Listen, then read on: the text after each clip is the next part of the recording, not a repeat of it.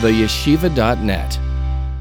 Since this week is Parshas Shmini, so we'll learn the Maamer of Likutei Torah Parshas Shmini. Actually, Likutei Torah Parshas Shmini is only one Maamer. Page 35. On top it says Tzav and Shmini, second half of the page, or Daf Yud Ches, column 1.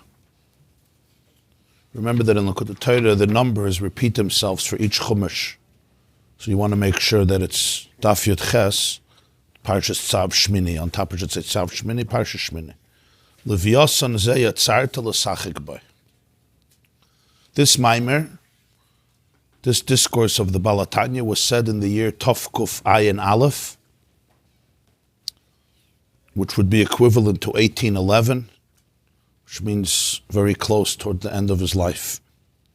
As his passing was Tov Kuf Ayin Gimel 2 years later, this was Tov Kuf Ayin Aleph, 1811. The Maamer begins with a pasuk from Tehillim, chapter 104, Tehillim Kuf Daled, known as Borchi Nafshi, which we say in Rosh Chodesh. The connection to Shmini will be obvious.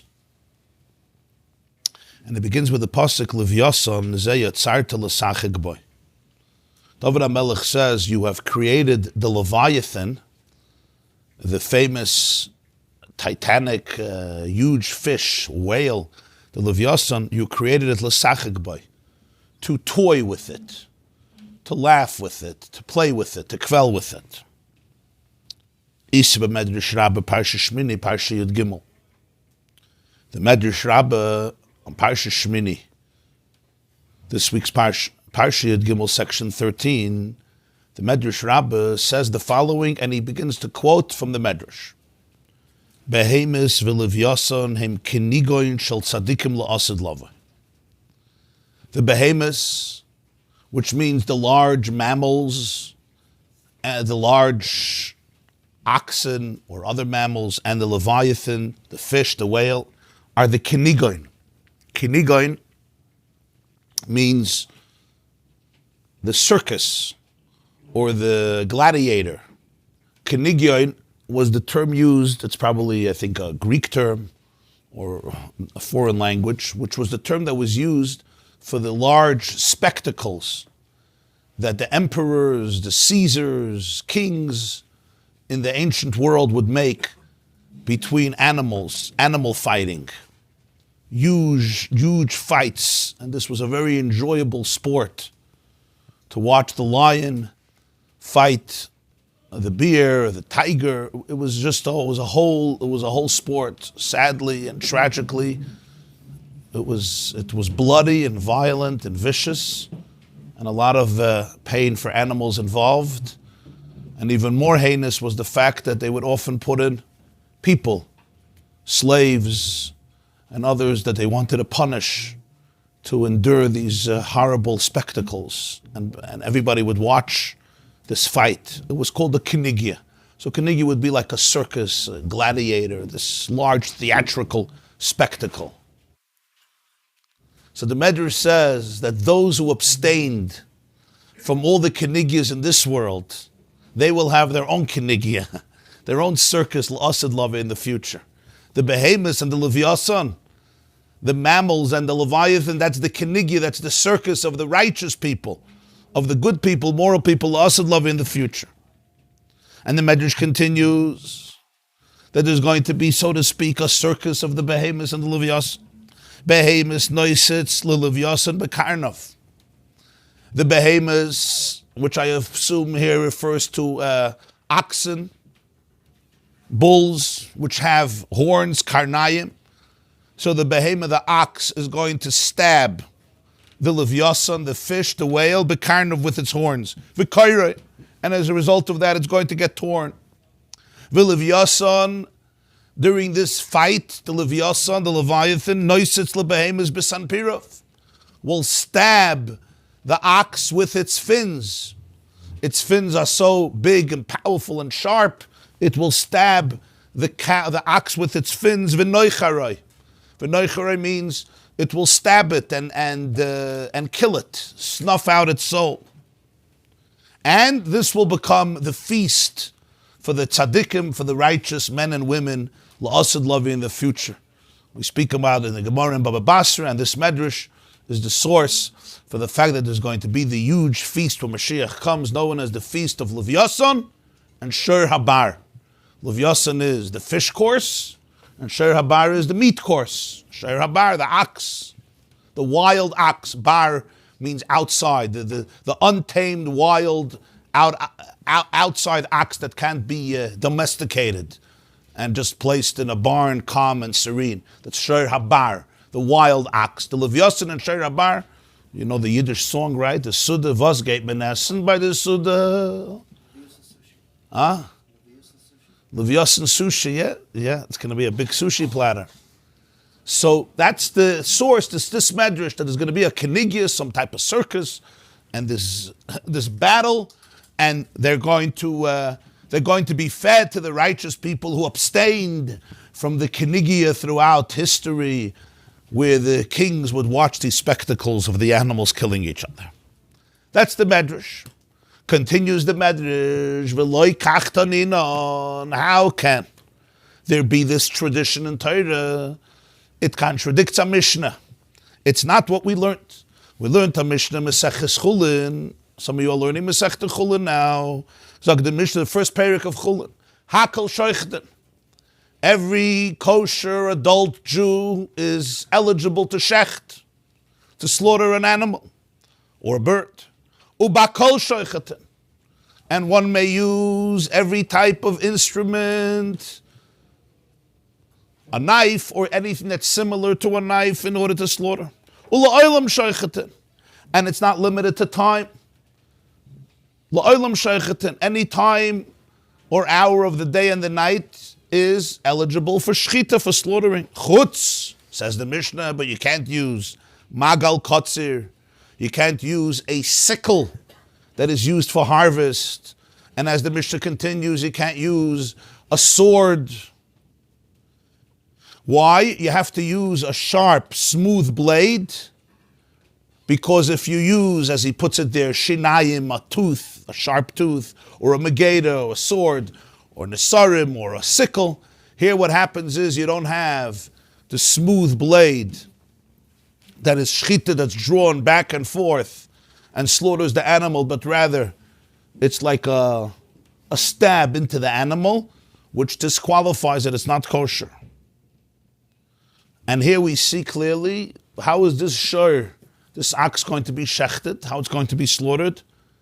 The fin of the Livyasan is going to stab it. Noisitz, lebehemes besanpirov. The fin of the Livyasan is going to stab it. If so, it's a disqualified shchita. If it's a disqualified shchita, you're not allowed to eat the shur habar. That's what the Medrash Rabbah asks. So this whole tradition is strange because it's based on something that would be halachically wrong. That's the question that the Medrash asks on itself. V'loi kachtanin, and it's opposite of a Mishnah. Answers the Medrash.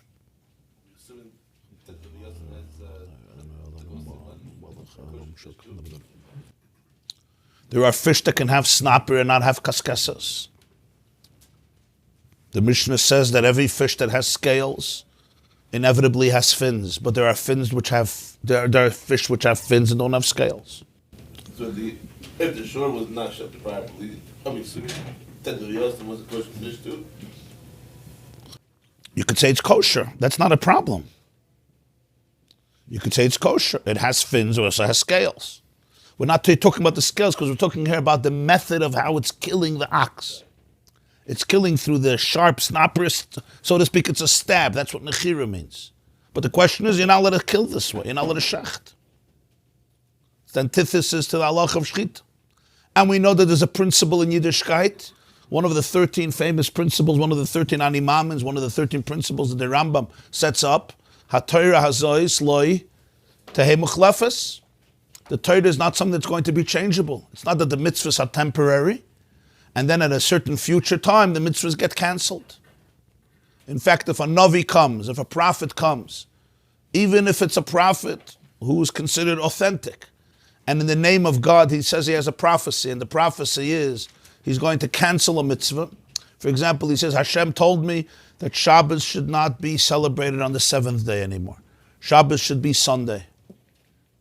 Or that tefillin should be put on only once a year.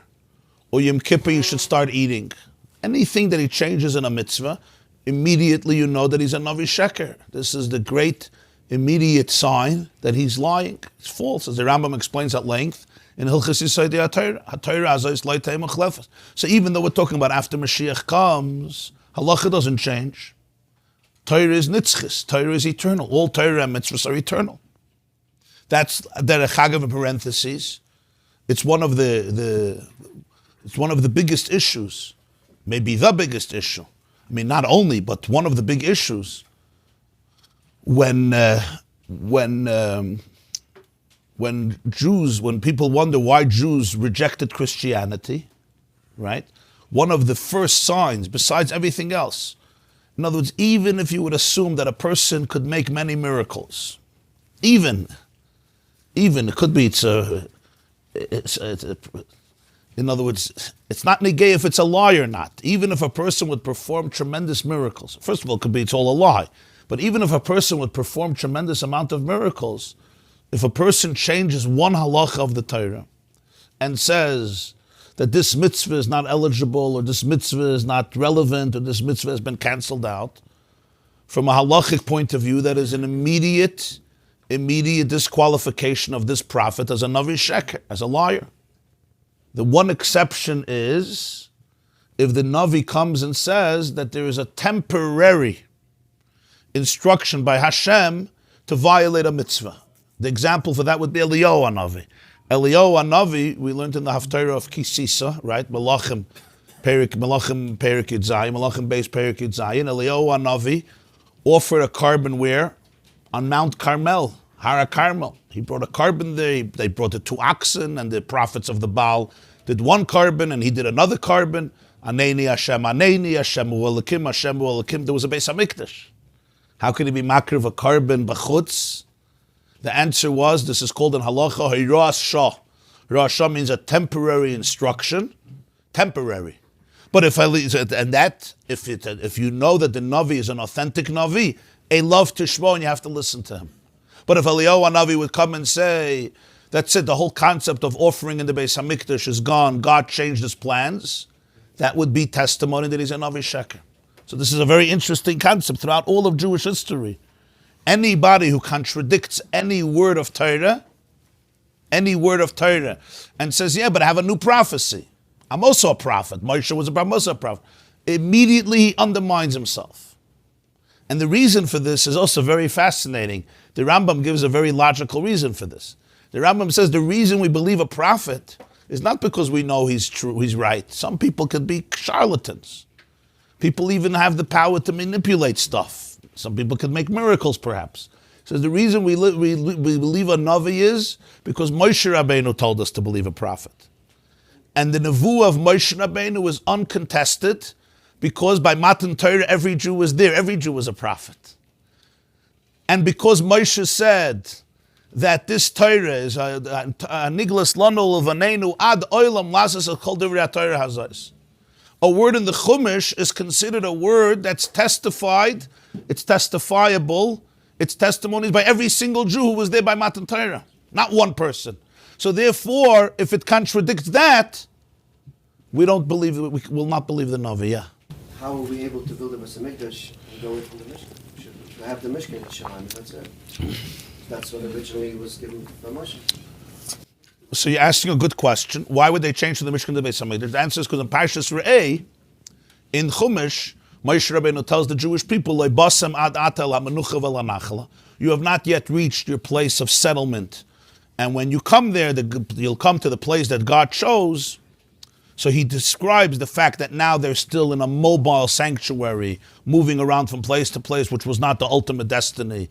They were supposed to go into Eretz Yisrael. And he describes that one day you're going to shift to a permanent situation.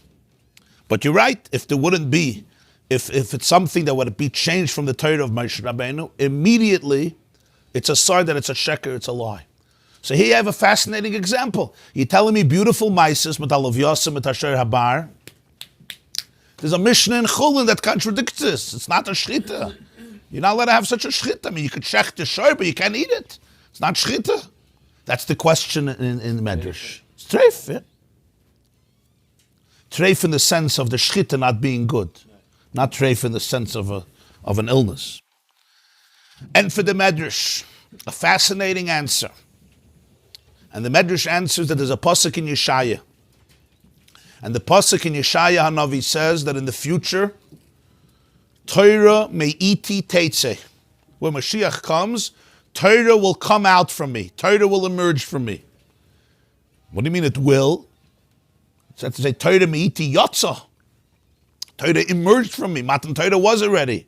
So the Medrash, what Yeshaya Hanavi is saying is, Chidush Torah me'iti teitze. A chidush in Torah is going to come out from me. A novelty in Torah. Torah, the expression of the Medrash is Torah chadasha me'iti teitze. A new Torah is going to emerge from me. What's pshat? Says the Balatanya, the Medrash is telling us, Shakadosh Baruch Hu yatir oz shchitazu.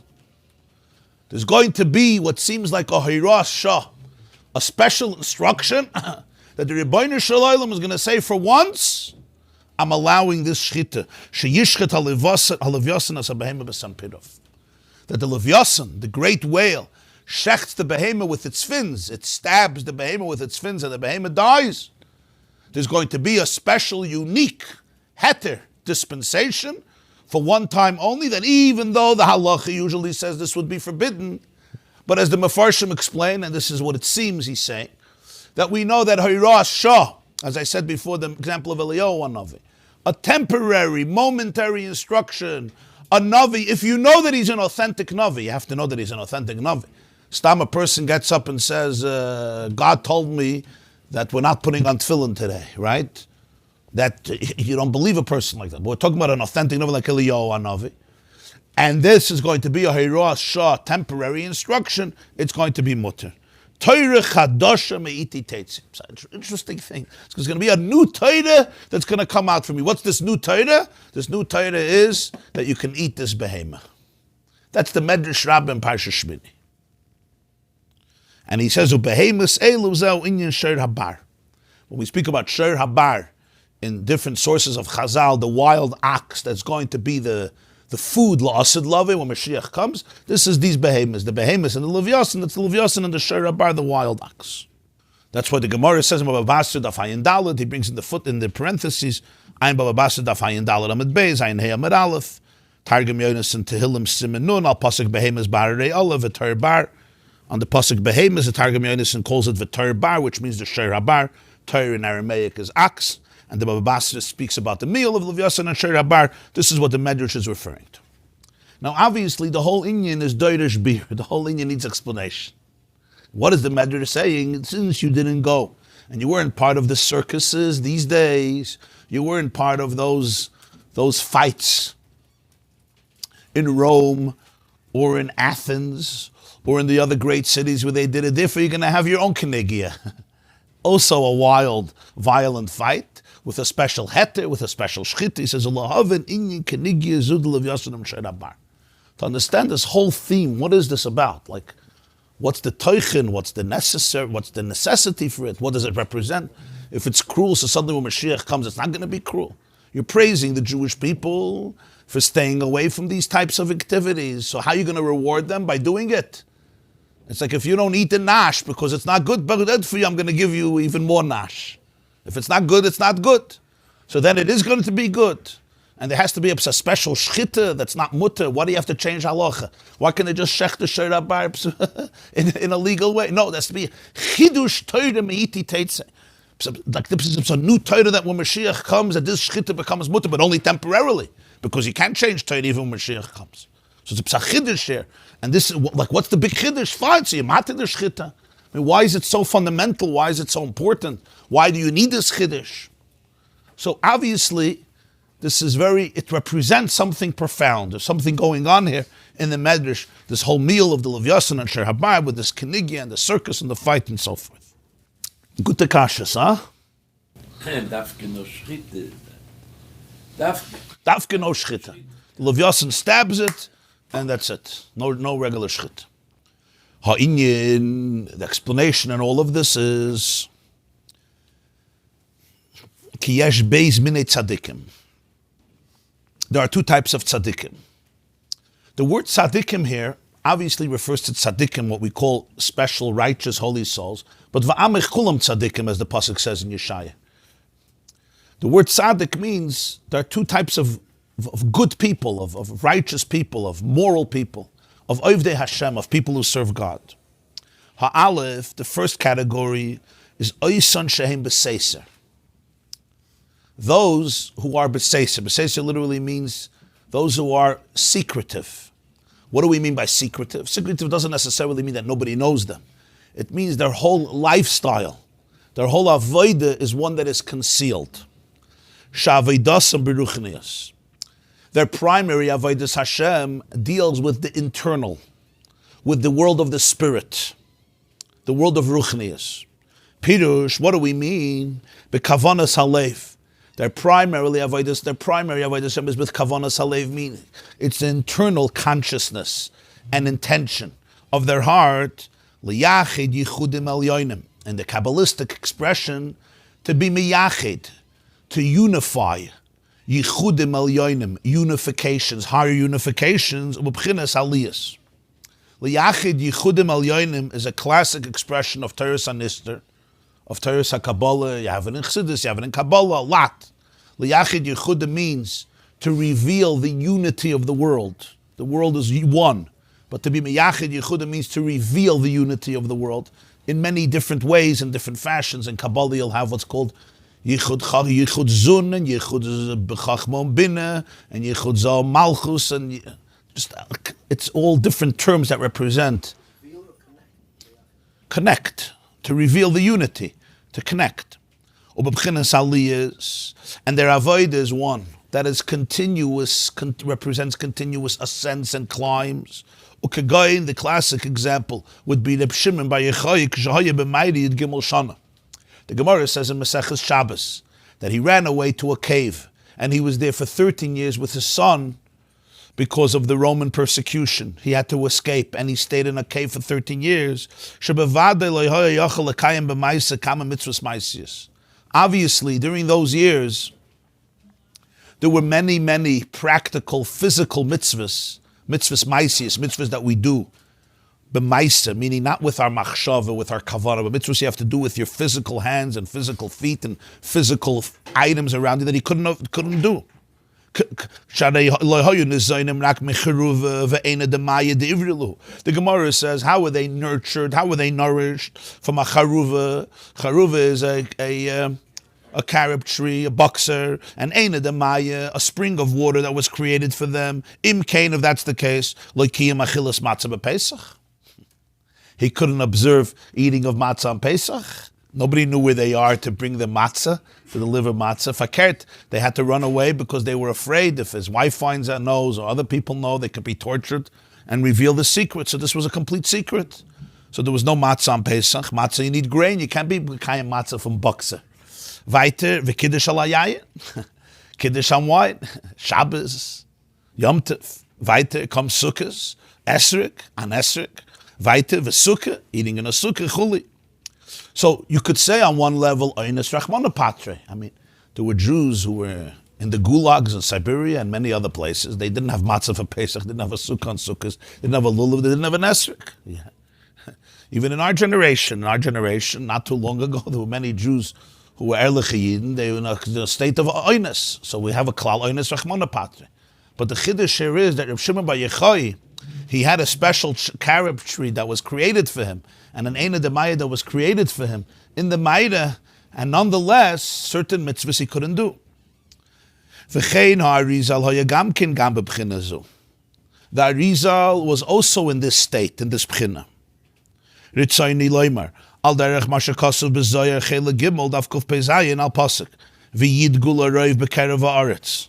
Similar to what the Zohar says, explaining Yaakov's words, v'yidgu l'roiv b'kerev ha'aretz. V'yidgu comes also from the word dogim.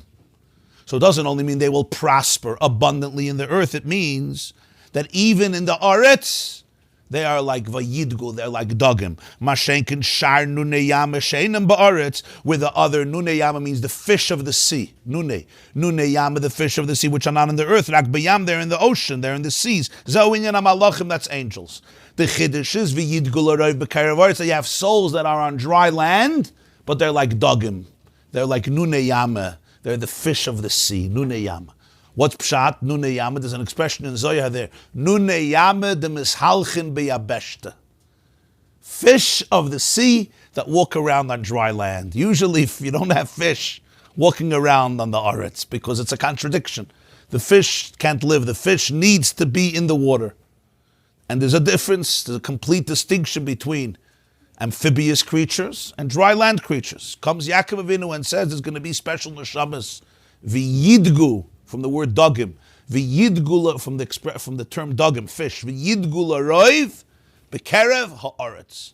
On the dry land, b'yabeshta, they're going to be in a state of dogim. They're called nuneyama, the fish of the sea. And then there are the malachim, they are also fish, but they're in the yam, they're in the water, they're naturally in the water. The chiddush is that there are tzadikim who walk on the earth. You could see them. And nonetheless, essentially, that's from that state of Nunayam, the example he gave are two people, Reb Shimon Bar Yochai and the Arizal. I should just say that there's the Tzemach Tzedek's Hanocha from this Maamer that he wrote from his grandfather, Tov Kuf Ayin Aleph, and he writes over there that the expression, when he writes the Maamer, the expression of his Zayda was the Balatanya, Rashbi v'chaveirov, Ha'arizal v'chaveirov, and he adds V'chein ha'Baal Shem Tov v'chaveirov. The Rashbi and his colleagues, although it's people similar to him, the Arizal and his colleagues, and he adds also the Baal Shem Tov and his colleagues. The Balatanya and the Maamer, there were different people who wrote the Maimarim. The Likutei Torah was usually written by his brother, the Maharil, Rabbi Yehuda Leib. But there's many Maimarim that we have other versions, very similar, but just sometimes variations or additions that were written by by a son or by an Einikol, by a grandson, the Mittler, the Tzemach Tzedek, or others. So from this Maamer, there's another Hanoch, there's another text in Maamer Admar Azaka, Tov Kuf Ayin Aleph, I think it's from the Tzemach Tzedek. So over there he adds V'chein ha'Baal Shem Tov v'chaveirav. That's a very interesting addition.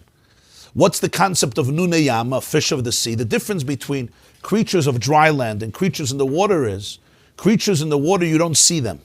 They're completely submerged. That's why he says, they're tzadikim that are beseiser, they're submerged. When you look at the water, what you see is the waterbed. If you go scuba diving and you go deep down under the water, you'll see a ganze Welt, the whole universe. It's unbelievable what goes on there. But from our perspective, what we see is it's all covered by water. The definition of dry land creatures is the exact opposite. You look around, I see you, and I see you, and I see you, and I see you. In other words, the definition is hisgalus. It's revealed. The identity is revealed. Where in the yam, everything is concealed by the yam, even though there are distinct creatures. But it's a whole different mahalach. It's a whole different shnit. So that's the difference between Rashbi. In the Meire, what was his avodah? The whole avodah was internal. He didn't have matzah. He didn't have an esrog. He didn't have a physical sukkah. He didn't have physical schach. He didn't have wine. But was there kiddush by the Rashbi? Of course he made kiddush on Shabbos. Did he have matzah on Pesach? Of course he had matzah on Pesach. But it was a different type of matzah. Fakert. His matzah on Pesach was gar matzah. But it was the energy of the matzah, the consciousness of the matzah. For Habez, then you have a second category. Heimois and Tsadikim shein begilui. You have Tsadikim, they're not called the fish of the sea. The fish are concealed in the water. Their whole avodah is internal. But here, their whole avodah is begili, in a revealed way, just like creatures who live on dry land, not in the water, where you see clearly the identity of each individual. When you're on the dry land, what do you see? Here's a tree, here's a bush, here's an ant, here's a turtle, here's lahavdil a person, here's an animal, here's the road, here's a car. Every nivra is begilu, it's completely revealed. Shaveidasam begashmiyas. Their avodas Hashem is primarily begashmis. Begashmis means with the material world. Bekiyam ha-mitzvahs maisius. Observing the mitzvahs maisius, meaning the mitzvahs with action, in maisa. Not just in machshava, in thought and consciousness. An example he gives is v'samachta b'chagecha. For example, we spoke about Rashbi, how he celebrated Esrig and Circus and Lulav and Matzah on Pesach. But how was it? Not with wine, and not with meat, and not with matzah. He couldn't. It was an internal experience.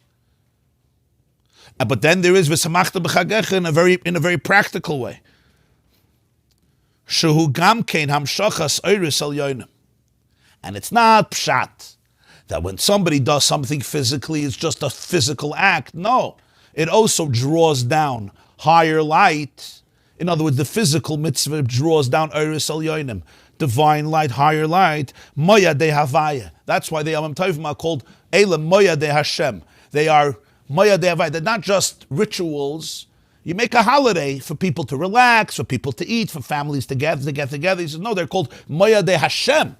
They're God's holidays. No, they're designated days where there's a unique energy in the world that you can access. Moya de Hashem. And the true simcha of Yom Tov. Nunu Leni, finish also the words, not only the niggin, finish the words. What's simcha? What's the simcha? The real simcha of Yom Tov is what? What makes Yom Tov a happy day? That there's an opportunity to experience a deeper or more of Orein Soif, of the light of infinity. Shenimshach, its access to Mizgala gets more revealed. That's what creates real Simchas Yom Tov. In other words, the Simcha of Yom Tov is not just a Simcha physical, because a person is not working, or a person gets more sleep, or a person eats more. That's the outer manifestation of it. But what is the Simcha? The Simcha of Yom Tov is one nekuda, Oid Ein Sof Baruch Hu Shenimshach Mizgala. That the Oid of the Ein Sof is accessed, it flows, it's more accessible, it's more revealed. Commotion is Parshas Tzav. Comes the Torah and says that this flow, this access comes through mitzvahs b'maisa, b'uvda. Uvda means maisa, action. Maamer, as like the Gemara says in Psachim. We're going to learn it soon in Arvi Psachim. Shebizman, by the time of the Beis HaMikdash, ein simcha ela b'basar. Simcha happened through basar. That's the expression of the Gemara. Ein simcha ela b'basar. There was no simcha, only through basar, only through meat. What's pshat? There was a mitzvah v'samachta b'chagecha that everybody should bring shalmei simcha. Shalmei simcha means a special carbon, which was called a carbon shlamim. And they would designate it for simcha, and you would eat it, you and your spouse and your children and any guests. These karbonas could be eaten for 2 days and a night in the whole of Yerushalayim, within the wall of Yerushalayim. So in addition to any other karbonas, there was an oilas re'iyah, or a personal carbon a person had to bring. But when you came Yom Tov, whether it was Pesach, Shavuos, Circus, you brought a special carbon shlamim called Shalmei Simcha, and on this it says, V'samachta b'chagecha, you should celebrate, offer this carbon. Of course, the fat would be burnt on the altar. There was a part that was eaten by the Kohanim, and then most of it was given to the owner to take home and enjoy with his family. And this was a chiyuv on every Yom Tov. And the Gemara says that Bizman Abayis ein simcha ela bebasar. Va'achshav, the Gemara continues now, ein simcha ela beyayin. Now we don't have this basar, so the simcha now is beyayin. We still have yayin, we could drink the wine. Then it was simcha bebasar. They had the shalmei simcha, now we don't have the karbonas. Then simcha ela beyayin. Ukadil kaman, as we will explain. So what's pshat ein simcha ela bebasar, ein simcha ela beyayin? It's not like some people think you eat a piece of meat, you eat a spare ribs, you get into a good mood. Yeah? That's the pshat ein simcha ela bebasar. The pshat is that it was a carbon. The Baal Shem Tov teaches ein simcha ela bebasar. There's no simcha only with flesh. It's an interesting lashon of Chazal. Ein simcha. There's no happiness in the world, only a piece of steak. Right? It's an interesting expression. Ela bebasar. Ein simcha. Don't think there's any other simcha. Don't think anything else is going to make you happy. So there are people who adhere to this. And not only with Shalmei Simcha in the Beis HaMikdash. For them, maybe the Beis HaMikdash was never destroyed. Every piece of steak is a shtickle Shalmei Simcha. The Baal Shem Tov said something very, very powerful. Ein simcha ela bebasar. There's no real simcha in this world, ela bebasar, unless you're ready to confront your basar. Unless you're ready to deal with your basar. You have to deal with your basar. Mit auf arbeiten mit the flesh, with your own basar. Ein simcha ela b'basar. In other words, in this world, I have to work with my basar, refine it, educate it, work with it. I don't live, it's not a neshama that's in Olam HaElyon and Gan Eden. The only simcha is ela b'basar, to work with the guf, to refine it, to educate it, to inspire it, to elevate it. Very often, the basar dimension of life frustrates us. It gets us annoyed. It's an obstacle. It's a distraction. So the Gemara says it's not how it works. Ein simcha, the only real simcha is a simcha that comes when you work with your basar. You have to infuse your basar with meaning. You have to inspire it, elevate it, sublimate it, find the godliness in it. And there's not going to be simcha any other way because it's a real... This is what the person is. The person is a soul in a guf, in a body. And on the contrary, this is the ultimate tachlis, to bring the simcha into the basar. So there's ein simcha ela b'basar. So what does this basar mean? The basar was a vehicle. It was a physical vehicle through which on Yom Tif there was an experience of Or Ein Sof. It was a very, very refined experience, very, very edel experience. Don't confuse this with gluttony. Gluttony can't bring joy. A person who just becomes a fresser doesn't become a happier person. You're just attracted for a few minutes, you're starving, so you eat and eat and eat non-stop, and then what do you feel like? You feel like a behemoth. Behemoths actually are happy after they eat. Huh? You could see. You could see. You're not talking about Shabbos here at all. Even Shabbos, what's Pshat Achilas Shabbos? What's Pshat? They say that the Baal Shem Tov was once sitting with his Talmidim Friday night. So Hafla de Kamaisa, and one of his Talmidim brings it. And they were talking about Machali Shabbos, eating on Shabbos. And he asked them to put their hands on each other. You know, like they do in camp, the boys do in camp, their hands on each other. And the two Talmidim near him to put their hands on him. And to close their eyes. And I think he sang a nigun. And they said later that they saw an ox. This is the expression in Yiddish. Sie haben gesehen, an ox in a streimel, was esst Machali Shabbos. They saw an ox, a bull, a streimel on top of him, and he was eating the food of Shabbos. That's what they saw. So they emerged, they asked the Baal Shem Tov, my high, yeah, mazeh val mazeh. So the Baal Shem Tov said, this is a Yid, I wanted to show you a Yid. Right now, he's eating the Shabbos meal. Yeah. He's so passionately involved in the food, at his givon in the ox. He was eating steak. He became the steak.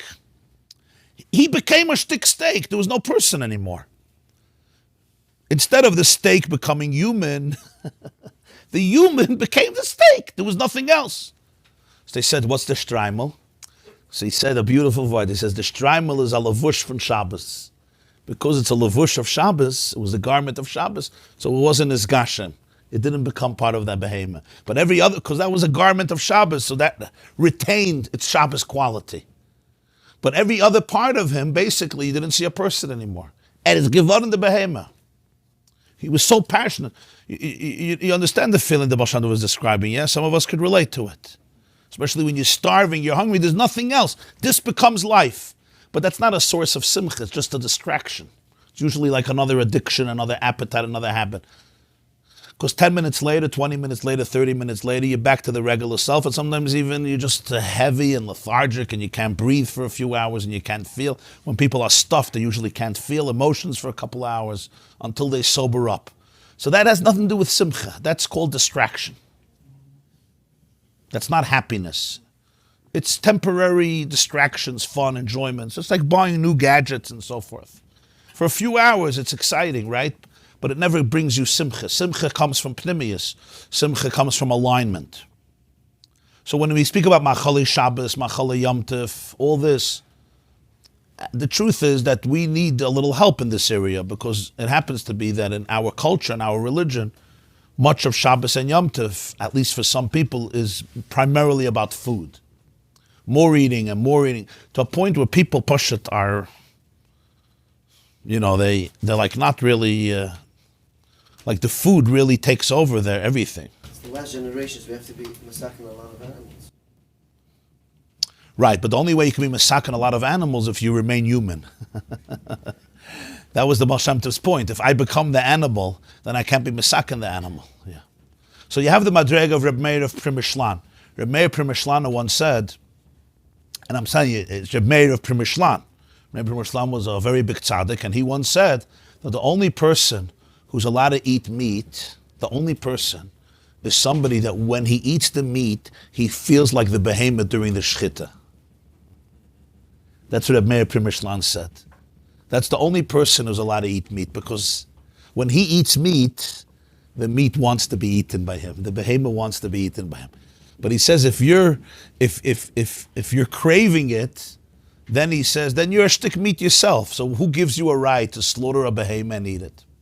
And this is a fundamental idea, because animals get killed for us. You take a fish out of water, it dies. You slaughter a chicken or a behemoth, it gets slaughtered, it gets killed. What's the right to slaughter an animal? Who gives us a right to slaughter an animal? Huh? Right, but what's the Havanna in this? What's the Havanna? It's a living being. We say Tsar Balachayim is us, so you're not allowed to aggravate an animal. Tsar Balachayim, right, according to most poskim, is Midaraisa. It's a biblical prohibition.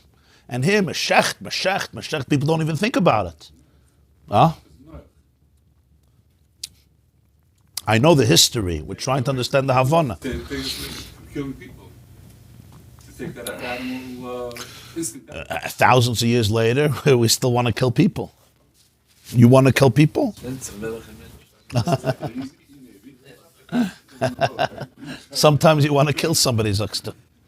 So the truth is, it's a very sensitive thing. It's a very sensitive thing.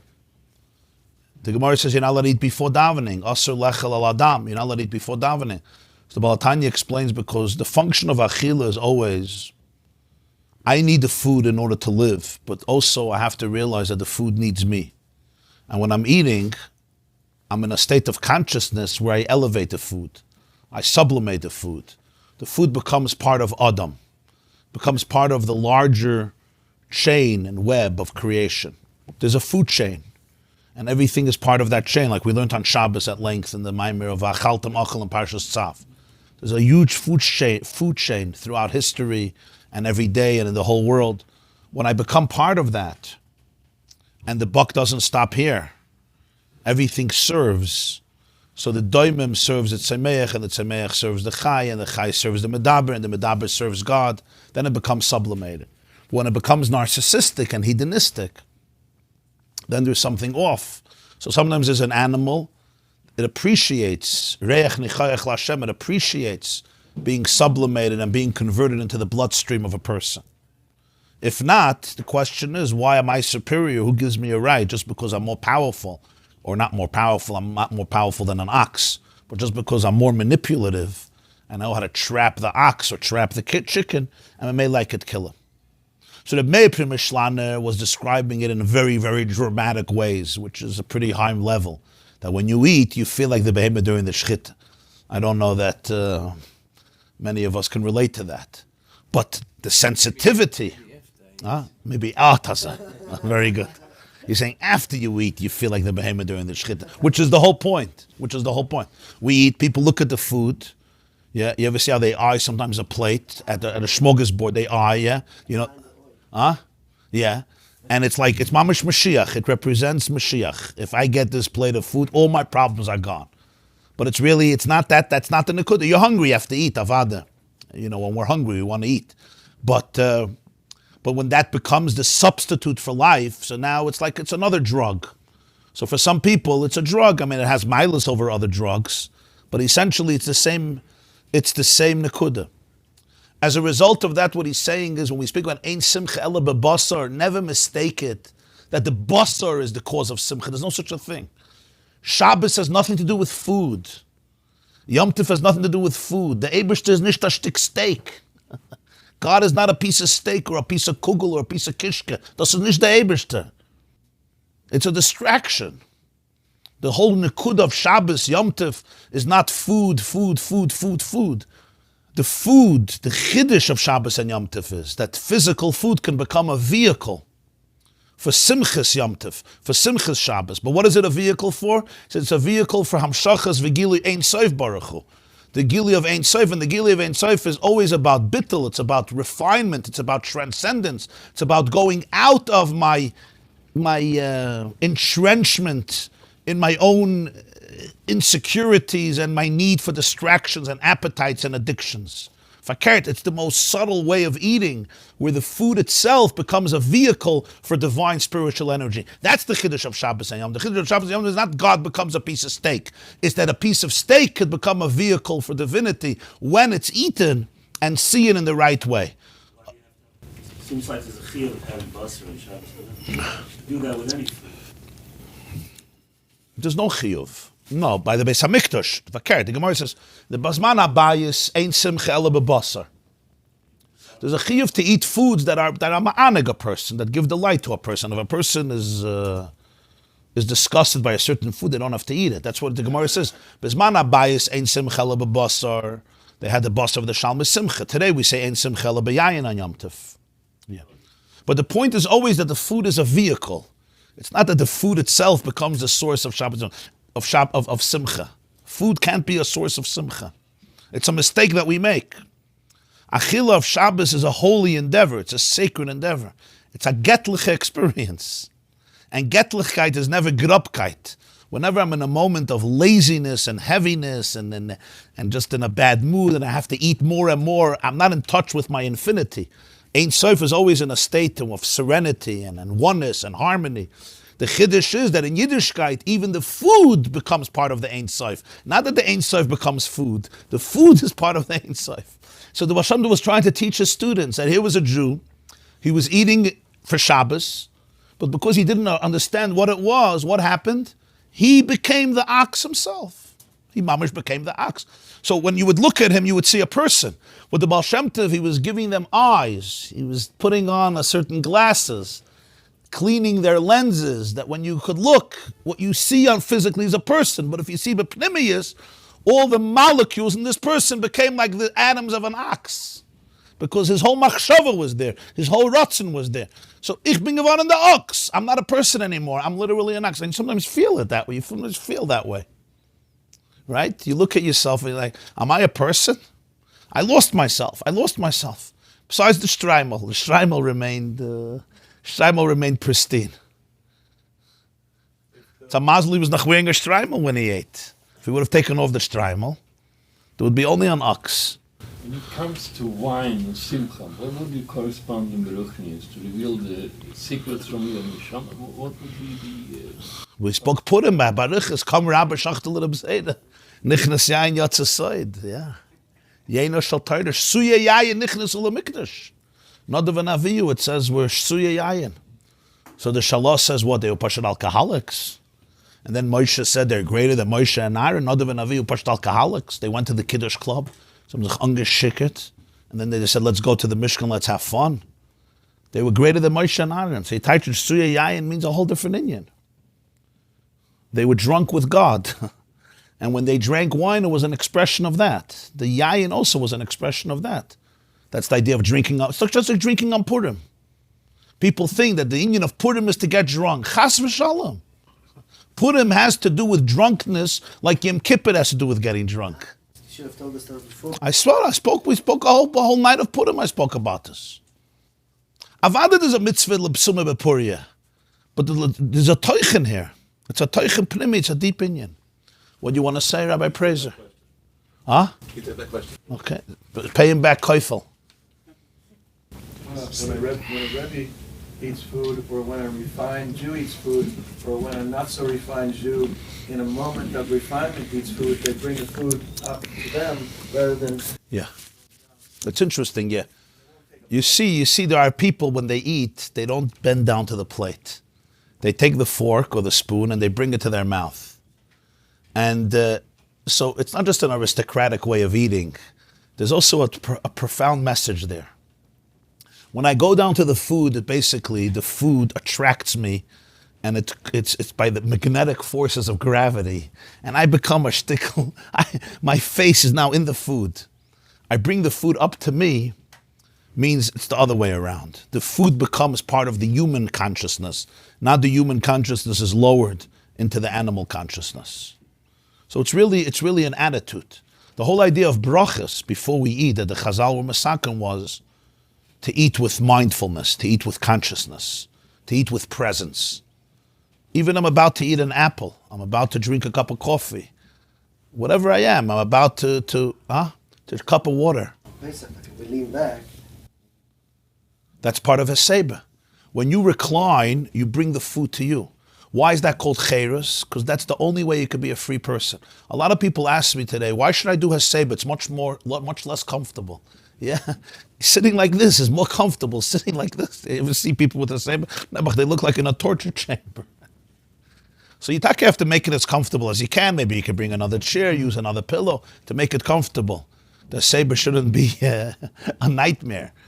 But there's really something deeper than that. When they would recline, they brought the food to themselves. You don't bring the whole food azoi with you. And that's derech cheres. That means you're a free person. Because the first definition of freedom means that you're in control of your own life. The food doesn't control you, you control it. That's the first cheres. You know, somebody told me, a teenager, he says, I'm so excited. I said, why are you excited? He says, I now own a phone. He got himself an iPhone. I now own a phone. I said, that would be nice. I'm afraid that the phone owns you. There's a big difference. You own something, but it really owns you. Huh? cell. Sometimes it becomes a cell for a person. A cell, very good, a cell, like a prison. So derech cheres means, of course I need the food. Hashem made that a person needs food. A soul to connect to body needs food. But a free person, I'm always free. Always free means I'm always in touch with my Ein Sof, with my infinity. So when I eat, I'm also in touch with it.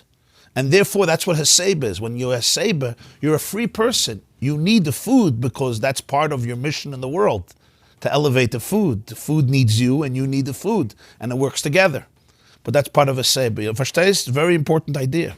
That's why Haseba is derech cheres. Even today, when we're not so used to it, we're used to sitting straight. So by Pesach, everybody does what you're saying. You take the matzah, you take the kairich, you take the mar, whatever you're taking, and you bring it to you. So that's what he's saying here, that the Shalmei Simcha, the Beis HaMikdash, on Pesach, Shavuos, Circus, it was all physical mitzvahs, very physical. You're eating a piece of meat from a lamb or from a goat or from an ox, whatever they were eating. A shlamim could be different animals. But what was the nekuda?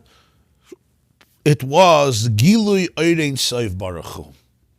That Yom Tov, there's an access to Ein Sof Baruch Hu.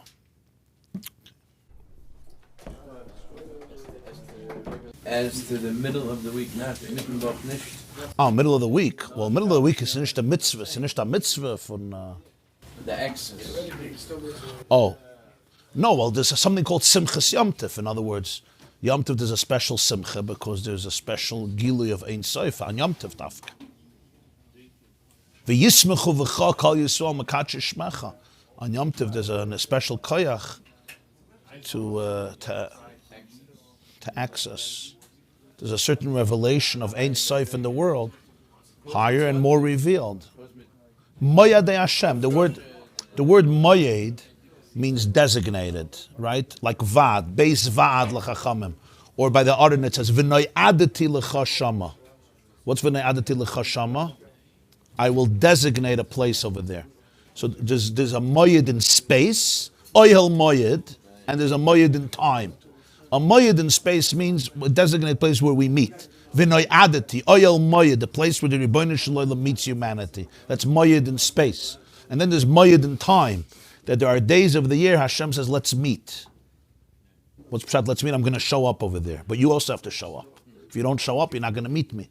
So every Yom Tov is a koyach. There's a certain gilui, Ein Sof in the world that the person could take from. But I have to show up. It comes with avodah. It's not like, I can just sit and do nothing. But there's something there. Sometimes a person feels it more, sometimes a person feels it less. Sometimes a person doesn't feel it, but it's still there. Yeah. The Eibishter is nicht kein steak, Hamas. You know some Jews, I know some people also who they won't take a bite from an apple or a bite from a pizza. They'll cut into pieces, you know. A horse eats an apple, like a whole apple, but not a human. Yeah. Yeah, I can't say I'm like that. We have some of the cuts that are like. Take break off a second. Versus, Breaking off a piece from what you cut when you're eating it. No animal will do that. Oops. yeah, you ever saw animals eat another animal? It's very, Hard to watch. it's hard to watch, yeah. Transfer home. Even an animal eats a piece of bread. They always have to grab it. Zoilul v'soiva, Zoilul v'soiva. The Lubavitcher Rebbe was once having a meal upstairs in the house of his father-in-law. He used to eat their Yom Tov for his Shviger when Shviger was alive.